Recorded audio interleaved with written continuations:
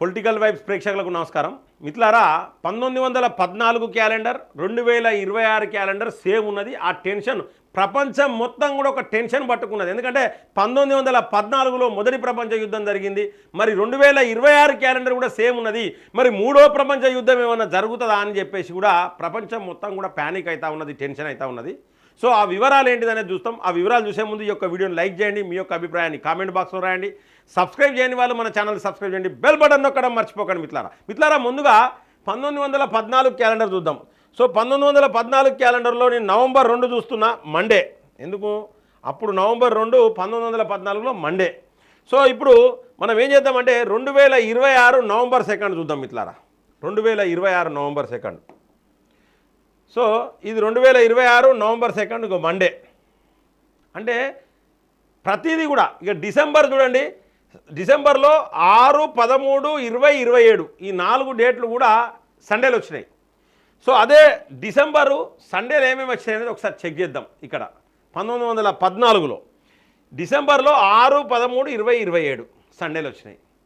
ప్రతిదీ అంటే calendar as it ఈజ్గా 1914లో ఏ వారం ఏ డేట్ అయిందో ఈ 2026లో ఆ వారం ఆ డేట్ అయింది. కాబట్టి ప్రపంచం మొత్తం కూడా అందరం యూజ్ చేసేది ఇంగ్లీష్ క్యాలెండరే.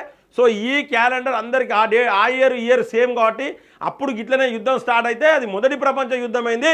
1,60,00,000 మంది చనిపోయారు మిత్రులారా. అప్పుడు ఏంటంటే ఆస్ట్రియా యువరాజును సెర్బియనోడు ఒకటి చంపిండు. సో దాంతో చిరిగి గానవారైంది. అప్పుడు అమెరికా ఇన్వాల్వ్ అయింది, యుఎస్ ఇన్వాల్వ్ అయింది. యుఎస్ ఇన్వాల్వ్ అయిన తర్వాత జర్మనీ అనేది ఓటమిని ఒప్పుకున్నది. తర్వాత 1918లో యుద్ధం ముగిసినట్టున్నది, మొదటి ప్రపంచ యుద్ధం. సో ఏది ఏమైనప్పటికీ ఈ విధంగా చిలికి గాలివానై అది మొదటి ప్రపంచ యుద్ధంగా మారి 1,60,00,000 మంది చనిపోయారు. ఇక ఆ తర్వాత మీకు తెలుసు హీరోషిమా నాగసాకి అణుబాంబు, అది రెండో ప్రపంచ యుద్ధం.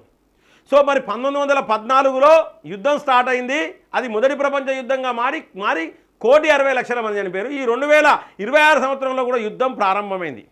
ఎక్కడంటే ఇరాన్కు ఇజ్రాయిల్కు, ఇరాను అమెరికా. సో ఇట్లా యుద్ధం స్టార్ట్ అయింది. మరి ఇక్కడ కూడా అమెరికా ఇన్వాల్వ్ అయింది. మరి ఇది ఏమైనా మూడో ప్రపంచ యుద్ధానికి దారి తీస్తుందా అని టెన్షన్తో ఉన్నారు ప్రజలు.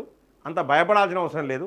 ఇక పోతే మన దేశంలో ప్రజలను రెచ్చగొట్టే ప్రసంగాలు చేసే ఎదవలను ఏంటంటే పాత చెప్పులు తీసి పెళ్ళ చంపండి, మాడేంటిగా లూసిపోయేదాకా, పనులు రాలేదాకా కొట్టండి. ఇంకా వీలైతే చెప్పులను ఒక 10 రోజులు నానబెట్టి పెట్టుకొని తర్వాత కొట్టారు, గట్టిగా తాకుతుంది దెబ్బ. ఎందుకంటే ఎక్కడైనా యుద్ధం జరిగినప్పుడు మన దగ్గర చేసే ప్రసంగాలు మన దేశానికి సపోర్ట్ చేసే విధంగా ఉండాలి. కానీ మన దేశంలో ఉన్న ప్రధానమంత్రిని రెచ్చగొట్టడం, మన దేశంలో మన కేంద్ర ప్రభుత్వాన్ని రెచ్చగొట్టడం, అధికారులను రెచ్చగొట్టే విధంగా ప్రసంగాలు ఉండొద్దు, పౌరులను రెచ్చగొట్టే విధంగా ప్రసంగాలు ఉండొద్దు. ఈ దేశంలో పుట్టినోడైతే ఆ పని చేయడు. నాకు తెలిసి ఆ ప్రసంగాలు చేసేటోడు ఈ దేశంలో పుట్టినట్టు కాదు, ఈ గడ్డ మీద పుట్టినట్టు కాదు మిత్రులారా. సో కాబట్టి ఆ ప్రసంగాలు చేసేటోళ్ళని మాత్రం జర చూసుకోవాలి. నేను రేవంత్ రెడ్డి గారికి కూడా విన్నపం, ఎందుకంటే ఎక్కడో యుద్ధం జరిగితే మనం ఇన్వాల్వ్ కావాల్సిన అవసరం లేదు, సంయమనం పాటించాలి. చర్చలతోనే సాధ్యం. యుద్ధాలు చేస్తే ఏంటంటే రాజ్యాలు కూలిపోతాయి. చూసినాం మొదటి ప్రపంచ యుద్ధం కారణంగా 4 పెద్ద సామ్రాజ్యాలు కూలిపోయినాయి, 1,60,00,000 మంది చచ్చిపోయారు. సో మరి మళ్ళీ అటువంటిది జరగద్దు అంటే ఏంటంటే ఇటువంటి రెచ్చగొట్టే ప్రసంగాలను మీరు ఎవరిని నమ్మద్దు. ఇక పోతే పెట్రోల్ దొరుకుతుంది, గ్యాస్ దొరుకుతుంది. నేను ఇలా పెట్రోల్ పోయించుకున్నాను పోతే అన్ని పెట్రోల్ బంకులలో పెట్రోల్ ఫుల్ ఉన్నది, డీజిల్ ఫుల్ ఉన్నది, ఎక్కడ సమస్య లేదు. గ్యాస్ కూడా అందరికీ దొరుకుతుంది. కానీ కేవలం కొంతమంది భయపడి గ్యాస్ దొరకదు, పెట్రోల్ దొరకదని ఫుల్ ట్యాంకులు చేయించుకున్నాడు. గ్యాస్ ఉండగానే మళ్ళీ గ్యాస్ ఆర్డర్ చేసుడు, ఇటువంటి చేయడం వల్ల కొంత ఇబ్బంది అవుతూ ఉన్నది. ప్యానిక్ కావాల్సిన అవసరం లేదు. ఇదివరకు ఎట్లా బతికినరో అట్లా బతకాలి. రేట్లు పెరుగుతానే అని చెప్పేసి ఒకడు పెడుతున్నాడు. ఏంటంటే గ్యాస్ రేట్లు పెరుగుతానంటే ఆడవాళ్ళు అందరంటే గాజులంటే నరేంద్ర మోడీకి పంపాలట. సిగ్గుండాల వానికి, మనిషి పుట్టుక పుట్టిన వారా నువ్వు? నేను అడుగుతున్న వాడు ఎవడైనా కానీ, ఏ కులమైనా కానీ, ఏ మతమైనా కానీ, గ్యాస్ అనేది ఇరాన్లో యుద్ధం అయితే అంటే నరేంద్ర మోడీ దగ్గరికి గాజులు పంపమంటున్నావు అంటే నువ్వు ఎందుకు పుట్టినవురా? ఈ దేశంలోనే పుట్టినవా? ఈ దేశానికే పుట్టినవా? ఈ దేశంలో ఉన్న ఈ దేశంలో ఉన్న వాళ్ళకే పుట్టినవా? సిగ్గుండాల గవ్వేనారా? అటువంటి రెచ్చగొట్టే ప్రసంగాలు ఏమైనా జరిగితే పోలీస్ శాఖ ఖచ్చితంగా చర్యలు తీసుకోవాలి. మిత్రులారా, ఏది ఏమైనప్పటికీ 1914లో మనకు స్వాతంత్రం రాలేదు, ఇప్పుడు మనకు స్వాతంత్రం వచ్చున్నాం. అలాగే స్వాతంత్రం వచ్చుడే కాదు, గతంలో కాంగ్రెస్ పాలించింది, మరి ఇలా బీజేపీ పాలిస్తుంది. ఇలా నరేంద్ర మోడీ ఉన్నారు, మనకు ఇబ్బంది లేదు మిత్రులారా.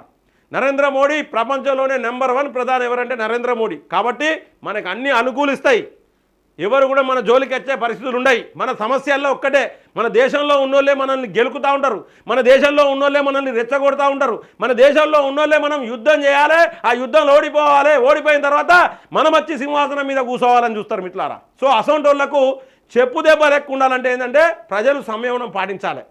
మీరు ఏం ప్యానిక్ కావాల్సిన అవసరం లేదు, మీకు అన్ని ముడి సరుకులు ఉంటాయి, రేట్లు పెద్దగా పెరిగే అవకాశం ఏముండదు. అయినా ఇబ్బంది పడకుండా ఉండండి. నరేంద్ర మోడీ అన్నీ చూసుకుంటాడు. కరోనానే ఎదుర్కొన్న నరేంద్ర మోడీ ఈ యుద్ధం ఎక్కడనో జరిగితే మనకు లెక్క కాదు. మన యుద్ధంలో మనం పాల్గొనాల్సిన అవసరం లేదు. ఎందుకు యుద్ధం మనం ఎందుకు మాట్లాడాలి ఈ యుద్ధం గురించి? ఇవాళ మనకు ఆయిల్ ట్యాంకర్లు ఇరాన్ నుంచి రావాలి, అమెరికాలో మనోళ్ళు ఉన్నారు, ఇజ్రాయెల్తో మనకు అవసరం ఉంటుంది. కాబట్టి అందరితోని మంచిగా ఉండాలి. అంతేగాని ఈ లొల్లులు పెట్టుకోవాలి అని చేసే ప్రతి ఒక్కడు కూడా రాజకీయంగా మాట్లాడే వాళ్ళకి చెప్తున్నాం ఇట్లారా. సో వాళ్ళ మాటలు నమ్మొద్దు. మీకు ఏమైనా ఇబ్బంది అనిపిస్తే ఏంటంటే చెప్పులు చీపురు గట్టలు మరలేసి చంపర్రి. ఇటువంటి ప్రసంగాలు, రెచ్చగొట్టే ప్రసంగాలు చేస్తే, ఈ సమయంలో యుద్ధ సమయంలో రెచ్చగొట్టే ప్రసంగాలు చేస్తే నేను కూడా చెప్పులు నానబెట్టి పెళ్ళ చంపుతాను నేను కూడా. సో మిత్రులారా, మరి ఈ యొక్క విశ్లేషణ మీకు నచ్చినట్లయితే లైక్ చేయండి, మీ యొక్క అభిప్రాయాన్ని కామెంట్ బాక్స్లో రాయండి. సబ్స్క్రైబ్ చేయని వాళ్ళు మన ఛానల్ సబ్స్క్రైబ్ చేయండి, బెల్ బటన్ నొక్కడం మర్చిపోకండి మిత్రులారా. జై హింద్, జై భారత్.